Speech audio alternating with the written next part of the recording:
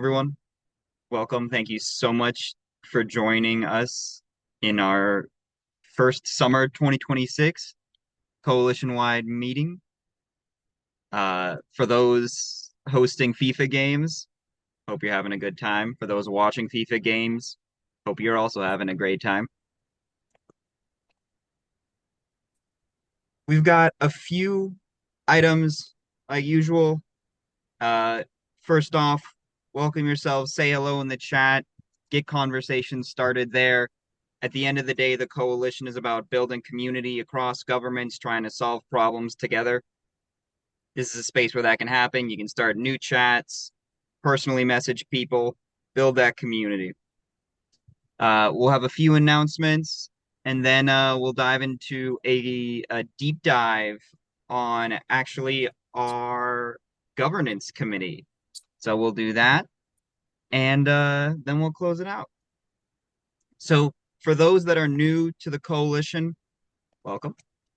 Uh, we divide our work across five different committees, from helping people adopt AI and the policy and the governance and the community engagement to make sure that your community comes along with you, to governance. It's been data for about a year, and now we're starting to expand that, and we'll talk more about that in a little bit.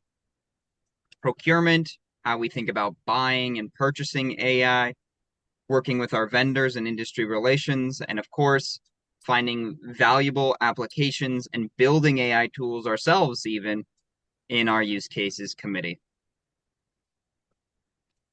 A reminder, we try to keep AI note takers to a minimum here. I know a lot of people join. That's awesome. Really, we just want to make sure that, we don't spam each other with a bunch of AI emails afterwards. So if you can take it off, please do. Um, Other than that, I want to pass it off to Layla for a bittersweet uh, update. Thank you, Albert. Hi, everyone. So I have an announcement to make, which is that my last day with the city of San Jose and supporting operations for the coalition is going to be July 2nd. So this is going to be my last GovAI Coalition meeting for a while. And Albert, if you don't mind, and if all 200 of you can just bear with me for a couple minutes, I'm going to get on my soapbox just for a little bit because it's been an incredible ride, and I just have some remarks to make and really want to take a moment to thank you all for just an amazing past 2.5 years of the GovAI Coalition. So I joined the city in 2022, really passionate about how local governments can craft AI policies that are rooted in fairness, accountability, transparency. And I have to say that I was extremely lucky to be placed on a team that really embraced wholeheartedly those same values. And more than just letting me run with it, they were willing to run with me together as we built out a governance framework for AI systems in San Jose. And just reflecting and thinking back to the beginning of the coalition, I think the energy of those early days in November 2023 was something that honestly it felt a little magical. And I think if you're one of the OGs who was there during that time period, you probably know what I'm talking about. We had given ourselves 4 months to create the AI policy templates on our website now, which 4 months was a crazy timeline, but we made that because there was a real and urgent need for agencies to put something into place in terms of AI policies. And it was just so incredible to see people from all corners of the country volunteering dozens of hours in addition to their day job, helping draft, review, and vet those policy templates that have now really become the cornerstone of what the coalition has to offer. And I just remember that feeling of excitement and really awe at what we were doing together. And I still feel that, especially at these monthly coalition meetings and at the summit. But fast forward from those early days together, and the coalition has now exploded into a global organization with literally thousands of members, which is so crazy. We've hosted 2 national conferences. We've been recognized by the White House. And in many ways, we're now seen as the de facto standard for US AI governance for state and local governments. Those are our achievements, and they've only been possible because of literally every single person who's ever been involved with the coalition. And I'm just so grateful to have had the opportunity to play any kind of role in this amazing project together. But above all, the most rewarding aspect of all this work has been forming community with public servants across the country. That's all of you guys, and hearing your stories, sharing in your frustrations, and just getting to know you. So, whether you've been here since day one or you joined the coalition last week, I want to thank you all. It's truly been a pleasure, and I'm so grateful to have made so many friends and dear colleagues. I would be remiss if I didn't thank a few specific people while I have the mic. So, first, I want to thank anyone who's played a role of committee co chair in the coalition. I've worked with each of you in some capacity over the past years and just really want to thank you for the time, the effort, and the expertise that you've brought, especially Meg Young, Liz Bueller, Emily Royal, and Aaron Bushman. It's been such a joy to support the amazing committee work that you've all done. To the coalition board, I'm honored to have worked with such dedicated public servants as yourselves, and seeing your commitment to the coalition and this important work, despite being in senior and executive roles that are very demanding, has been very inspiring for me. Okay, to Chelsea, you've been behind the scenes of every newsletter, monthly coalition meeting, every social media post, and the summit, just making sure that everything runs smoothly and you jump in whenever help is needed, wherever that might be. So I just want to thank you for everything you do because I think it often goes unrecognized, and just thank you for always having my back. Albert, we've been on this ride together for years now, and it's been an incredible trip to work on this project with you. I've learned so much from you over the years, and just thank you for being the most supportive manager that I could ask for. And finally, Khaled, if Khaled's here, Khaled is the visionary behind the coalition. And Khaled, you've really taught me how to be bold, how to take calculated risks, and believe in myself. And so I really thank you for that. Okay, I've talked for a while, but this is my soapbox, so I'm going to conclude with this. When we embarked on this work in 2023, ChatGPT was still new. The coalition was asking basic questions about how to assess the impacts of AI systems, how we should update our procurement standards for AI. Since then, while we may not have completely answered those questions, we have a good handle on them, and we know what good AI governance should look like. But now the field has matured, and AI has just further permeated all aspects of society. And I think there are new questions that governments need to be facing head on. And those questions include, how do we want AI to change the workforce or not, right? Not how is it changing the workforce, but how do we want it to? What do we do about data centers? Full stop. That's a big one. How is AI impacting public trust? How do we build a healthy civic ecosystem around AI? And finally, is it all worth it? Has AI actually delivered on its promises? And how do we determine if all this investment has yielded real benefits for the people that we serve?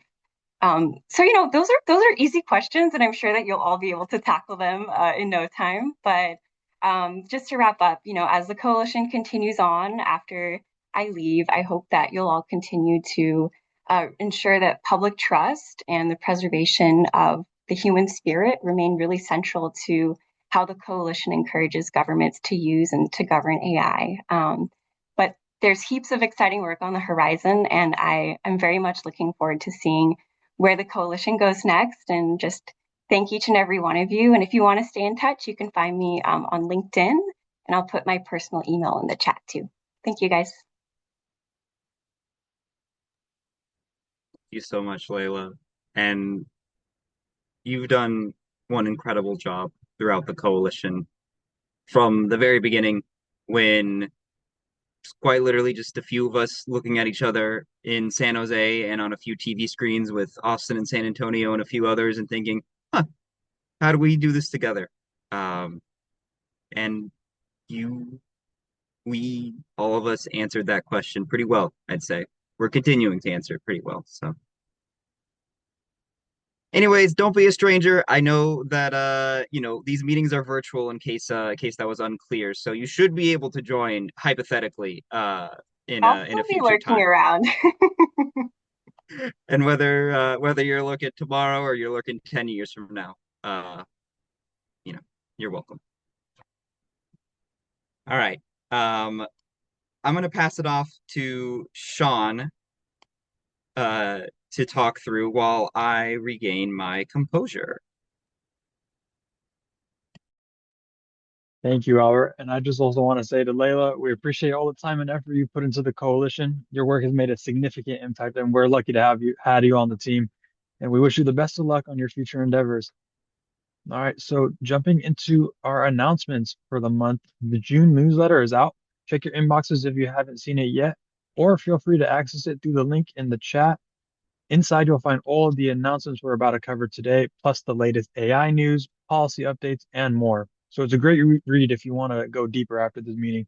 Also, we love hearing from the community. So if you have any ideas, resources, or updates you'd like to see featured in the next newsletter, please do submit those. There's a link for submission. I'll put that in the chat right now.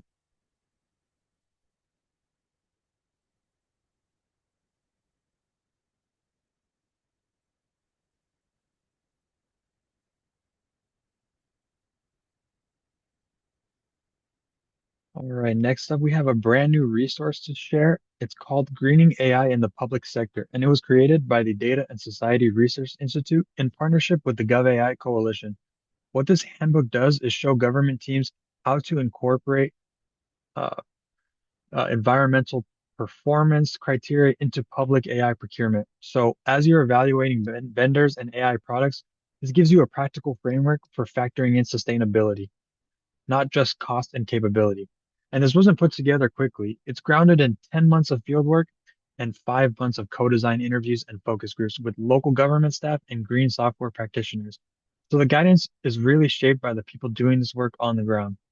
In terms of what it covers, it introduces staff and officials to rapidly developing field of greener computing, and importantly, it focuses on entry-level, low-effort actions, things that can be layered into a standard procurement process without adding a huge lift.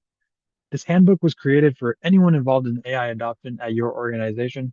We're really proud of this one, so if this interests you, please use the link in the chat to access the resource.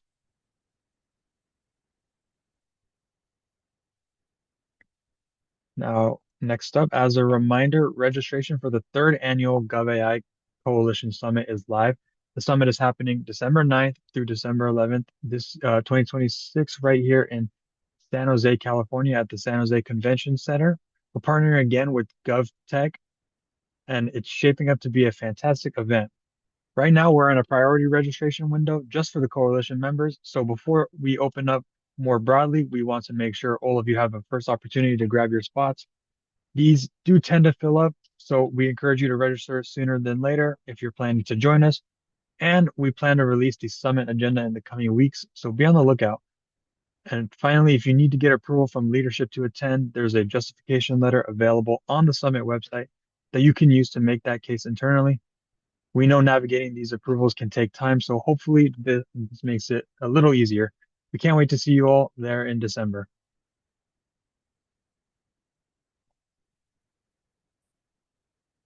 And there's the link to register.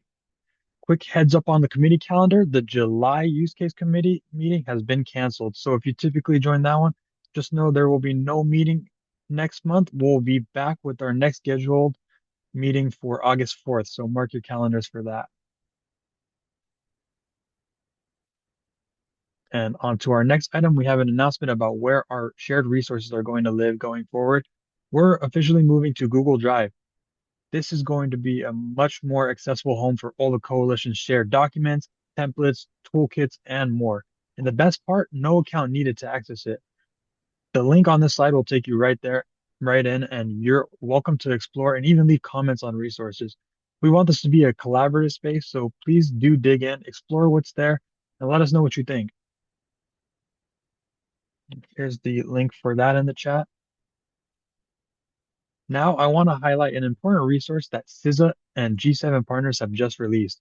This is guidance around what's called a Software Bill of Materials for AI, or SBOM for AI, and it was released last month, May 12th, 2026. So what is this exactly? We like to think of this as an ingredients list for an AI system. It's structured technical inventory that breaks down all the components that make up an AI product. the models, the data sets, APIs, libraries, and infrastructure it's built on. The guidance defines several information clusters for tracking this information: metadata, system level properties, models, dataset properties, infrastructure, security properties, and key performance indicators or KPI. Now, why does this matter for government? It gives procurement and IT teams a standardized way to understand what's actually inside the AI system you're buying or using, and to manage supply chain risk and track vulnerabilities over time. So I'll drop a link in the chat for the full SBOM document, and I encourage anyone involved in AI procurement to take a look. And Sean, this the software bill of materials. So this is something that CISA, our federal cybersecurity agency, released, talking through, like you said, the ingredients of an AI system. In the coalition, as you know, right, we have the AI fact sheet, which we've kind of described as the nutrition facts of the system. How do the two compare? Should I be replacing them, adding them? How does this work? Yeah, so we if we're calling the SBOM for AI the ingredients, we like to think of our coalition AI fact sheet as the nutrition facts label. So they are meant to be used together. As AI procurement grows more complex, agencies need tools that can answer two very different questions. The first is the system safe to use? And that's what the GovAI fact sheet is designed to answer. Just like nutrition facts highlight what you need to know how to make an informed decision, the fact sheet is a governance questionnaire for procurement and program staff that covers intended use and model description, training, testing data, bias, equity, and accessibility considerations, explainability and oversight, environmental impact, and compliance boxes like SOC 2 and NIST. Now, the second question is, what is this system made of? And that's where the SBOM for AI comes in. Think of it as an ingredients list, like I said.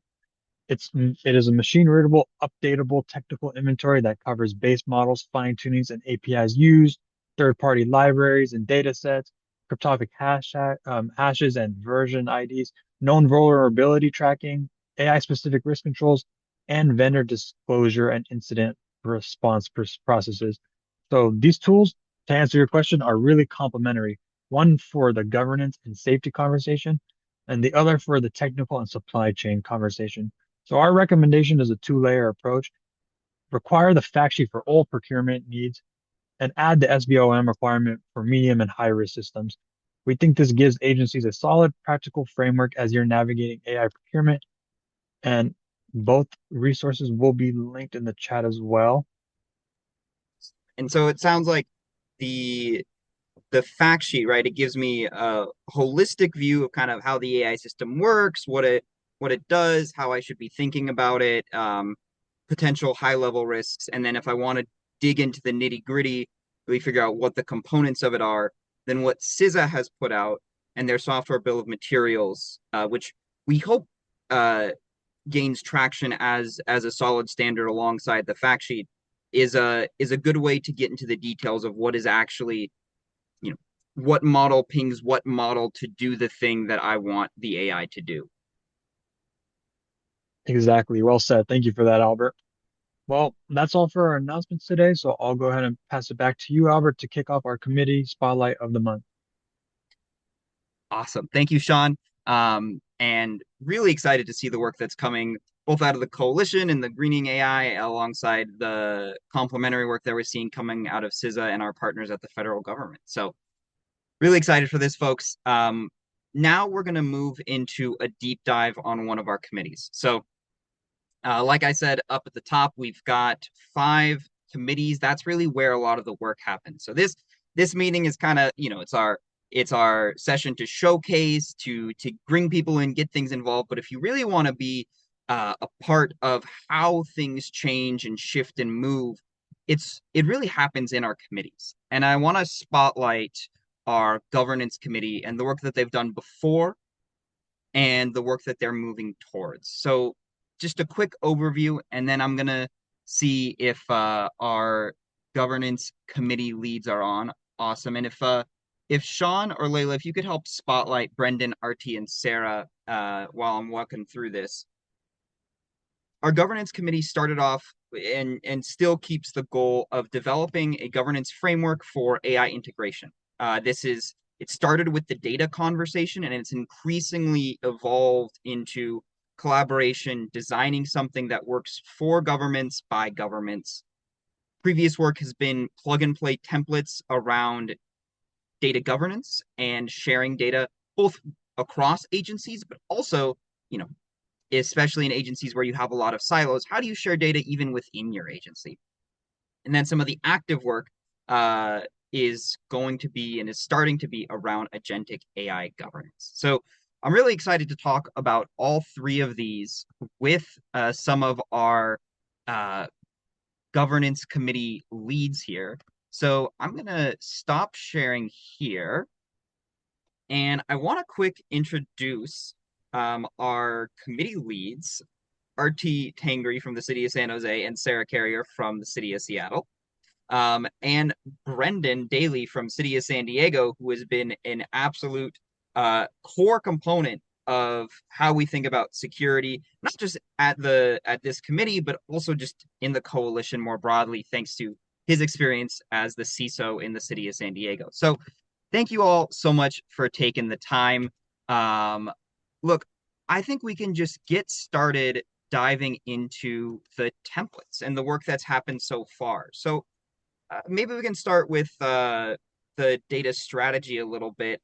Maybe we can walk people through what's in it. What if I'm a government agency, what's the value to me for looking at this? Sure, I'll take that, Albert.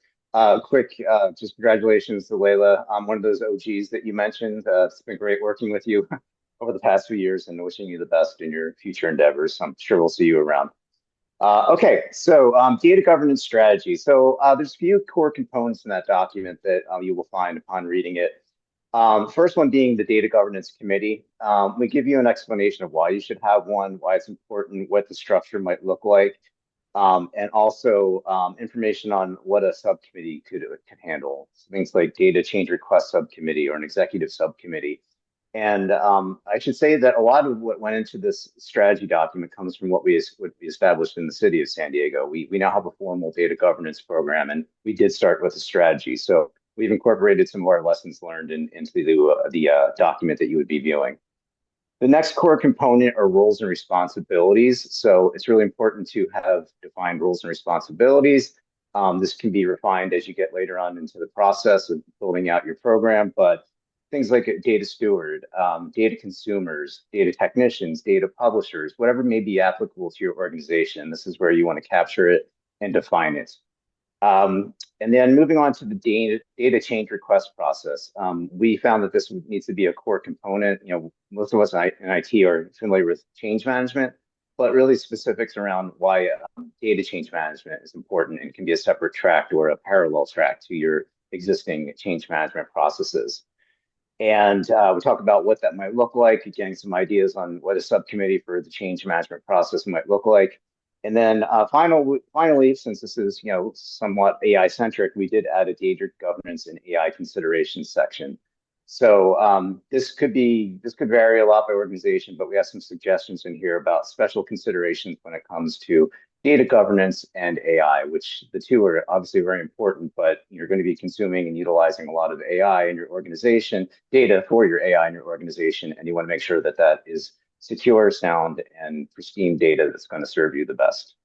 So those are kind of the core components. And Brendan, you mentioned a bit around how you're using it in the city of San Jose or city, forgive me, city of San Diego. Um, tell us how that's been going for you. Where did it start? Where are you now? Yeah, so we started with an RFP. We brought a consultant in about 4 years ago to help us kind of wrap our heads around what that would look like for an organization of our size. That was really helpful. But we published our strategy actually back in December of 2023. Mhm. So from there, we went on to build out some of the sections like I mentioned in the document, but what this meant to us. So we decided that we would need a data governance committee, and what that would be made up of is uh, it really would be an executive leadership group, and that would be the main governing and decision making body. And then from that, we have a data governance structure. So we have our executive leadership group, which consists of an executive sponsor for us that was the CFO at the time. Now it is our chief performance and logistics officer. It's a really important role to have an executive sponsor, and I'll dive into that in a little bit. But we also have the city clerk, and we also have our chief data officer. So if you have equivalent positions, those are certainly things that you might want to consider including in your program. And then we have our CIO or their designee, and that's me. So I'm actually serving on the committee as the CISO. So that's what the structure looks like for us. What we've put into place. We developed a formal policy. Policies for us in the city are known as administrative regulations. We actually have both. The formal one is the AR, the administrative regulation, which takes a little more time to put into place. But we have that in place now, and we now have a live and active data governance committee. We've had 2 quarterly meetings so far. And we've actually formed our first subcommittee as well. So that's around data inventory. So we're on our way. No major efforts have been put through that yet. We're starting to think about what that change management, data change request subcommittee is going to look like. But yeah, we have it in place. It's functional, and we'll continue to evolve. So really good timing along with all the adoption of AI that we're doing too. Awesome. And do you think things have changed in you said the data governance strategy for you, which is really what the data governance strategy that the coalition has templatized and made available to all coalition members. If it started with you in 2023, 2024, does it feel like it still applies to the AI of today? Yeah, because ours wasn't about AI. It was just a nice Yeah. timing, right? So it was a data governance committee that we knew we needed and a formal program that we needed. So we have obviously we're a large city. We have a lot of different pools of data. There's duplication. We want to, there's somewhat siloing of data that may need to be shared. We want to understand if there's changes made to one pool, how it's going to affect another. All the main things you're going to be considering in data governance. So we started that effort, about a year before that 2023 launch date of the strategy, like I mentioned with an RFP. So we've been at it for a while. It wasn't really specific to AI at the time, but of course we're realizing what good timing that was and how important it is to be thinking with an AI lens as we go through our data governance process. Awesome. And last question there, I just want to ask because I love. First off, I think the strategy is great, right? Laying out from the why, who needs to be involved, how data should be handled, what goes in and out. You're a big organization for relative to a lot of the small towns. Do you think it scales down as well? Is the same approach loosely applicable? I think so. I think that's what we captured in the strategy. Again, it's a strategy document, so it is not, it isn't your program. It's a strategy model. It's not it can help you get to where you need to be, and I think it's adaptable enough with the examples that we've provided that it could be applied to really any size organization. Awesome. And to that, I want to talk about the other half uh, of this two-part materials that our governance committee put together. I want to talk about our data sharing and RT. I know that you and well us at the city of San Jose are working a lot on both, of course, the building of that alongside many other agencies across the coalition, but also when thinking about how we adopt it. So maybe you can dive a little bit into what that data sharing template what it does, how it works a little bit, help people catch up.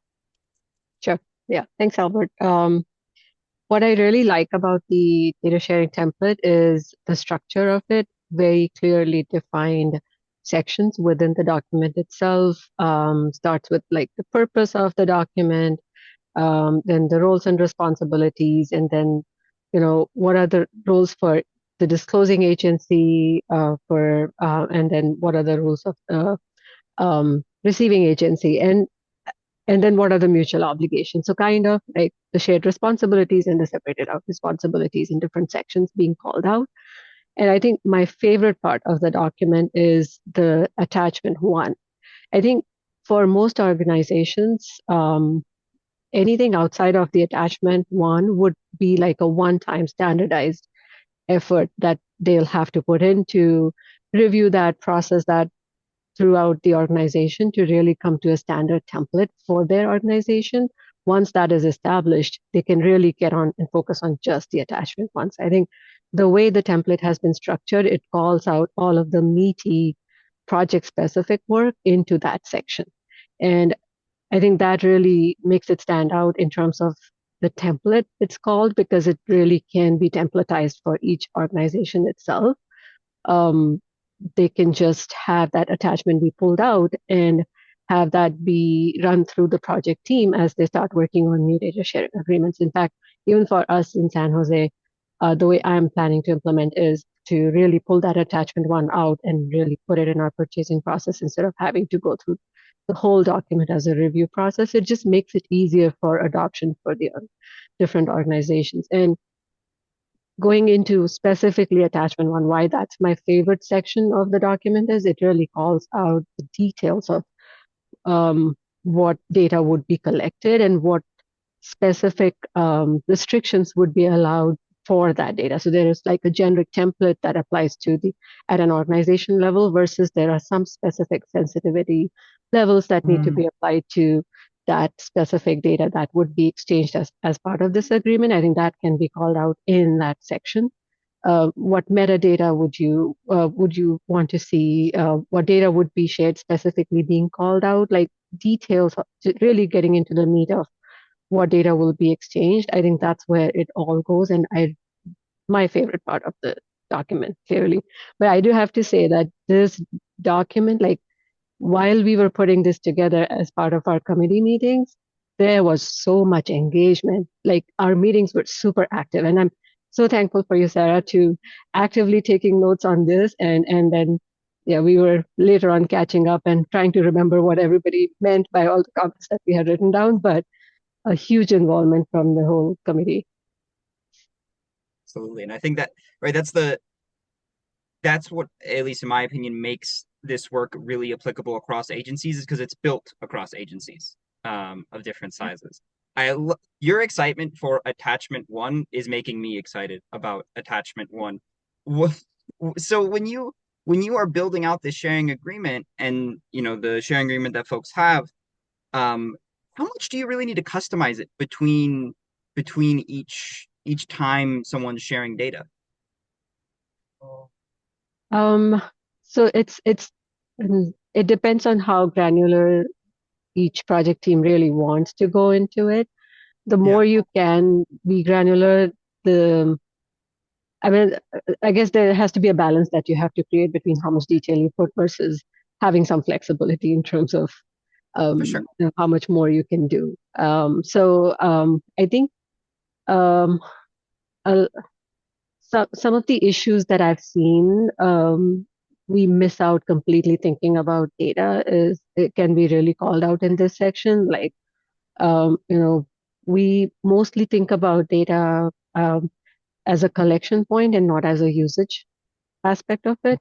And I think if that can be really thought through while putting together this agreement, that can help us make sure that we capture the right information because um, uh, I think calling out those details will help you think through how you would want to use that data. And I think that is what this document, this template will help us get through initially right away. Awesome. And so what has it been like for you trying to apply this in the city of San Jose? So I would say by no means it's been a successful implementation in San Jose. It's still a work in progress. Um, As it I is, have always. right? Um, so So I started out with reaching out to our purchasing team because it's an agreement document. It has to go through, it has to be attached to every contract we sign for any data collection that happens. But just a discussion with them opened up a can of worms in terms of how much work it will be for them to go through all of their procurement documents and pull out all the data language from there and bring it all in here to make sure that we have one single place. So it might be a version of this document. It might be just this attachment one scope of work scope of information exchange section that might be utilized. That is still something I'm working through, but it at least helped me understand our current procurement process. I I mean, if I had the time and the resources, I would have really gone all out, reviewed all the procurement documents, pulled out sections, and then told them, okay, plug this in, plug this there, and this is how you do it. But again, we work with limited resources in government, so No, making but our way. yeah, no, but that's interesting to hear, and that, right? So we have the templates, right? And people can copy and paste those templates. They can use it to build out their data governance or their data sharing, whether they're sharing with in agency or external to their agency. But you're getting at the point that there is still an element of work, and you're honing in on what that work that needs to be done, and it's navigating the procurement questions and how do we get this involved in a contract and a procurement, and that just takes capacity. Yeah, yeah, uh, no, I mean, that's interesting, that's fascinating, and it makes me think about, I don't know, if I have a plucky intern that I can find in a college or yeah, university, maybe a good scope of work for them. absolutely. uh No, look, I want to pass it off to Sarah, but also I want to invite. We'll have a little bit of time to answer questions in the chat, so feel free to drop things in there. But Sarah, I want to move it on to you, and thinking about, we've put together this work while we were the data governance committee, and now we're shifting, we're expanding to governance committee, expanding scope, much like any government project. Mhm. And what's next for it? Yeah. So as you said, we're shifting, we're being agile, we're being flexible, right? And we really did so much excellent work, right, last year as a committee and as part of the coalition around data governance specifically, as we've kind of heard Brendan and you and Artie kind of talking through, right? Some really great resources that came out of that. And that's super foundational to, how we're thinking about AI and implementation and governance, right? It's built on kind of the data foundations in large. And so thinking about, what's next for the governance committee and shifting focus a little bit over to the overall governance, specifically around agentic systems, right? I think we're kind of noticing that there's an intersectionality that's here, and data governance is certainly part of that. But building upon all of the work that the coalition has done, including the governance committee in years past, is how can we adapt, build, improve, adjust, and develop and apply resources specific to agentic systems, right? Which really kind of speaks to, yes, it's data, but it's also privacy, it's also security, right? There are a lot of other kind of intersectionality approaches that we need to look at when we're talking about agentic systems. So kind of taking a step back and looking a little bit more holistically at governance for this specific type of AI system. I think a lot of us are really hearing a lot about, potentially dabbling in what adjustments or what kind of considerations do we need to have specific to those types of AI systems, and how can we as a committee and also part of the GovAI Coalition kind of start addressing those and tackling those potentially more complex questions as we move forward. So Yeah, okay. Well, absolutely there are complex questions. Any sense on how we're trying to tackle that? Any hope for us? yeah, it's a tall order, right? Yeah. But we've done a lot in the coalition, and we're going to make some great headway this year. So where we're starting is we're going to pull together an AI governance task force. So like big shout out to folks, federal, state, local, kind of civil society partners who are going to kind of pull together some ideas and thought leadership around how we should be thinking about governing these systems, and kind of start to think through what are our areas of focus, like what would be most useful to folks, what is the content, what should we be thinking about from a content perspective, what direction should we be going as we start to tackle these big large questions around agentic AI, right? And so there's going to be a task force that's, I think, kicking off our first meeting in July to kind of get the ball rolling on that.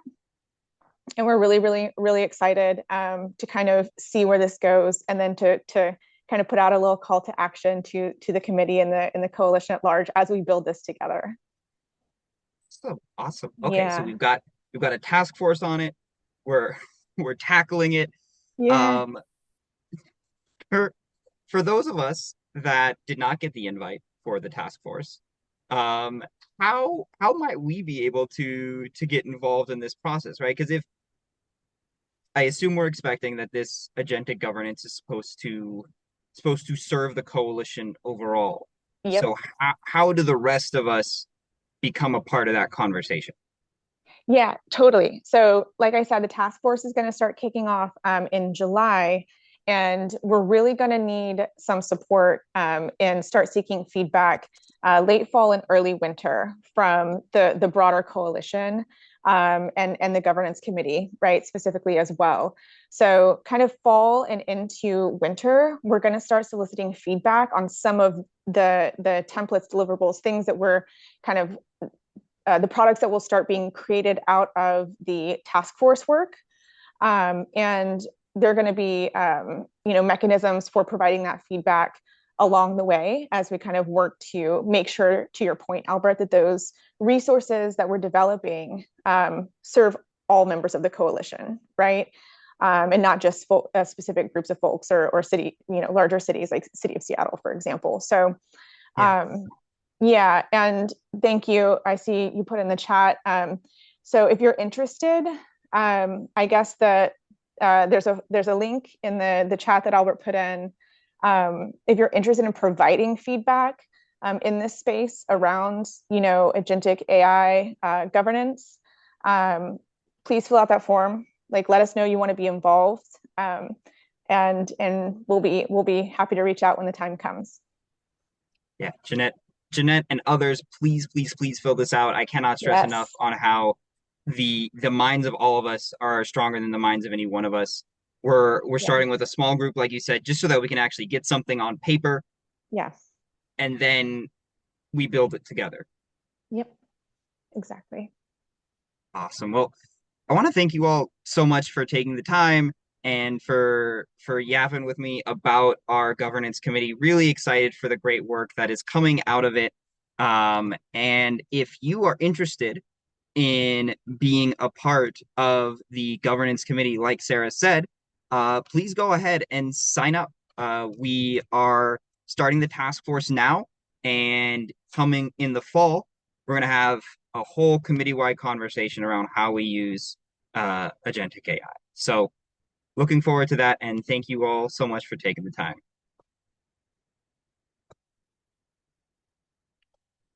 Awesome. All right. And that just about does it for our conversation here today. Really thank you all for taking the time. Next steps, as usual, take a look at the newsletter. We sent that out just a little bit before the meeting. That email also has the slides, so all these links in that deck. Please sign up to provide feedback and be part of the conversation around agentic AI governance.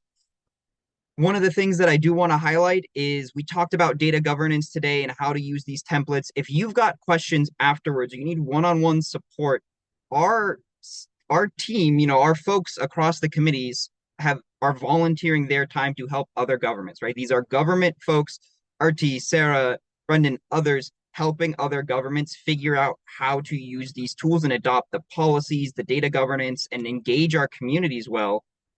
So please sign up if you want some support. It helps us learn how to improve the work, and it also hopefully helps you. And once you learn how to apply this work, you bring those learnings back to the coalition, right? That's how all this comes together.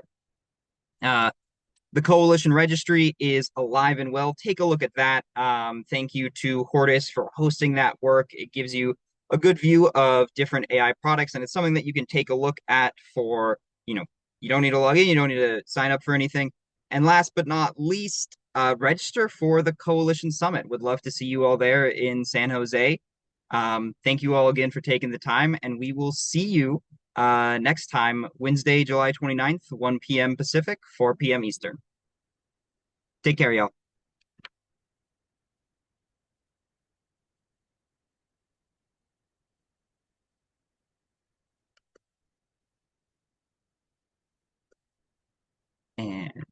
sales time.